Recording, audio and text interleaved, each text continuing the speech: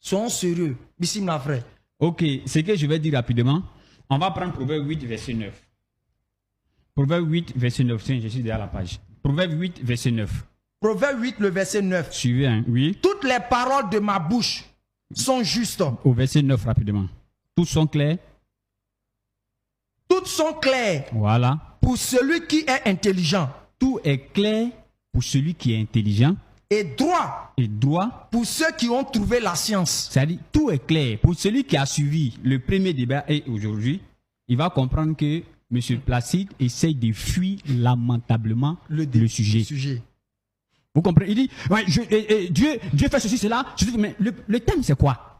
Le thème, est-ce que Jésus est-il le créateur? Donc, je vais donner un verset, vous allez voir comment on traite ces gens de thèmes. Il veut fuir le débat.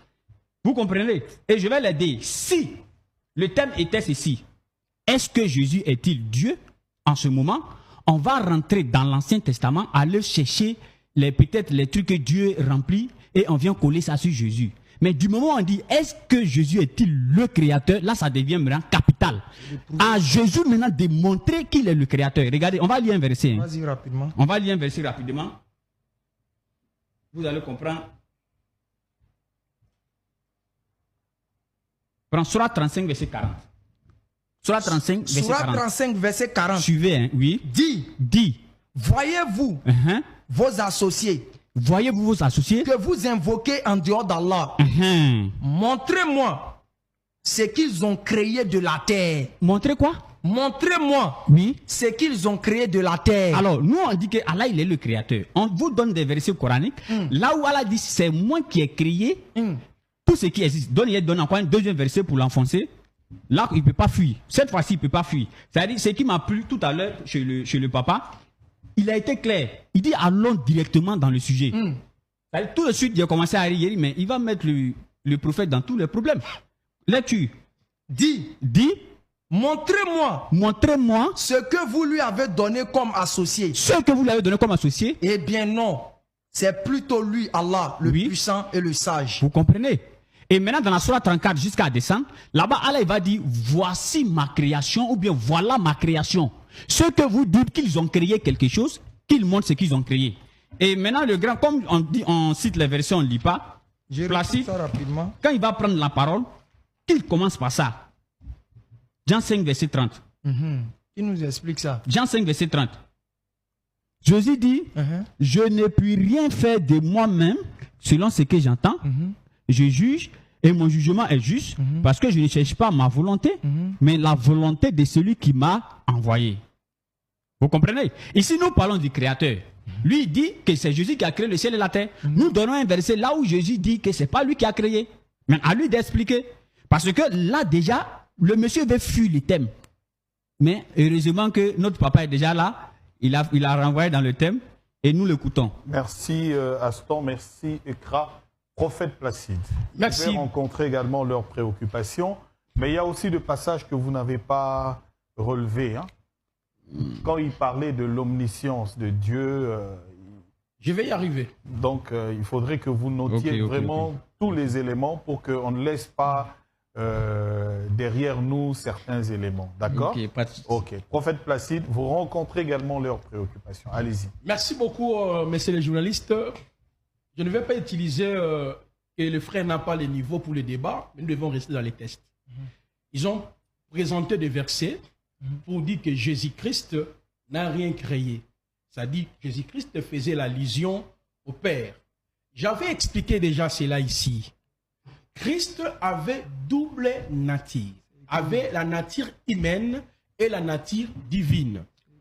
Par exemple, dans sa nature humaine, Christ est né. Luc chapitre 2, le verset 7. Il est né. Mais dans sa nature divine, il existait de toute éternité. Michée 5, verset 2.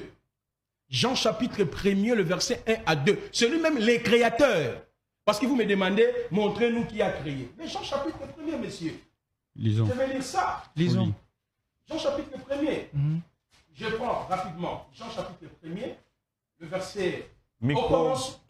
Au commencement était Logos, et le Logos était vers Elohim, et Elohim était le Logos. Il était au commencement vers Elohim. Toutes choses ont été faites par lui, et rien de ce qui a été fait n'a été fait sans lui. et le Logos est devenu chair. Il a dressé sa tente parmi nous et nous avons contemplé sa gloire, une gloire comme celle du Fils unique du Père, plein de grâce et de vérité. Il me dit que Jésus, c'est un serviteur de Dieu.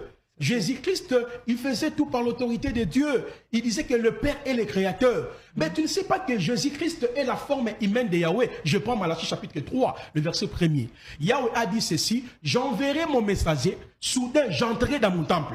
Mais quelle est la nature de Dieu? Jean chapitre 1er, le verset 1 à 3, Dieu est esprit. Mais il dit qu'avant qu'il vienne, il doit envoyer le messager. Et soudain, il entrera dans son temple. Donc Dieu a son propre temple. Et pour comprendre c'est quoi le temple, il faut lire Jean chapitre 2, le verset 19 à 21. Détruisez ce temple, je le rebâtirai en 3 jours. Donc le temple, c'est le corps. Donc Dieu a pris la forme humaine. C'est ça, 1 Timothée 3,16. Le mystère de la piété est grand. Dieu a été manifesté en chair. Qui est Jésus? La forme invisible. Colossiens chapitre 1, le verset 14 à 17. Il est la forme invisible de Dieu et la forme visible de Dieu. Autrement dit, il est le temple de Dieu. Dieu manifesté. Ça, c'est une leçon simple. Alors, je prends un autre exemple. Dans Luc chapitre 2, le verset 52. Jésus-Christ est grandi mentalement, physiquement, spirituellement, socialement.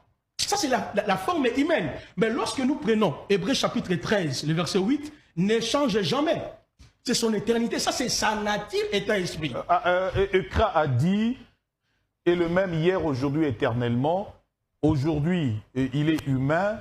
Hier, il était humain. Demain, il sera toujours humain. C'est pour ça que lui, il a traduit. C'est dans son imagination. Même un enfant de l'écodyme de l'église catholique ne peut pas dire ça. Isaïe 61. Ok?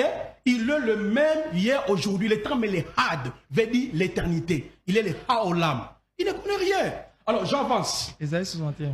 Étant humain fut tenté par les diables. Luc chapitre 4, le verset 2. Mais étant Dieu, il chassait les démons. Matthieu chapitre 12, le verset 28. Étant humain, il a eu faim. Mais étant Dieu est le pain de vie. Jean chapitre 6, le verset 35.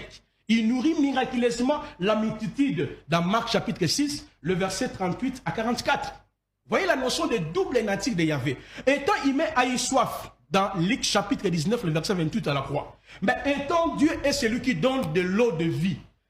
Jean 4, le verset 14. Étant humain, Christ était fatigué. Jean 4, le verset 6. Mais étant Dieu est celui qui donne le repos. Matthieu chapitre 11, le verset 28. Étant humain, dormi dans la tempête. Parce qu'ils sont étonnés comment Dieu peut dormir. Mais parce qu'il était humain. Étant humain, c'est-à-dire lui-même est entré dans l'ordre de la création. Il devait prendre la forme humaine.